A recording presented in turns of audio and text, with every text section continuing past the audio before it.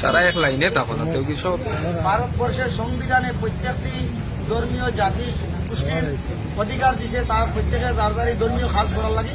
কিন্তু হঠাৎ করে আমাদের আসাম সরকার যে ইউসিসি নামে মুসলমান ধর্মাবলম্বীদের উপর একটা হস্তক্ষেপ করছেন, এটা আমরা কখনো মানছি না এবং মানব না।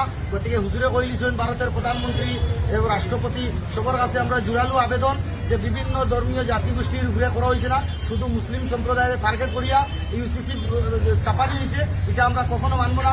এটা করলে আমাদের ধর্মের উপরে একটা আঘাত আইব, গতি এটা আমরা কখনো মানতাম না। যতবিল আমাদের শরীরে লাস্ট রক্তবিন্দু দিয়ে এটা আমরা প্রতিবাদ করবো। ইনকলাব জিন্দাবাদ, ইনকলাব জিন্দাবাদ। বিতর্কিত ইউনিফর্ম সিভিল কোড মানছি না, মানব না। ইউসিসি বিল বাতিল করতে হবে, ইউসিসি বিল বাতিল করতে হবে। ধর্মের উপর আঘাত মানছি না, মানব না। ধর্মের উপর আঘাত মানছি না, মানব না। সংবিধান বাঁচাও, ইউসিসি হটাও। সংবিধান বাঁচাও, ইউসিসি হটাও। সংবিধান বাঁচাও, ইউসিসি হটাও। অধিকার বাঁচাও, ইউসিসি হটাও। অধিকার বাঁচাও, ইউসিসি হটাও।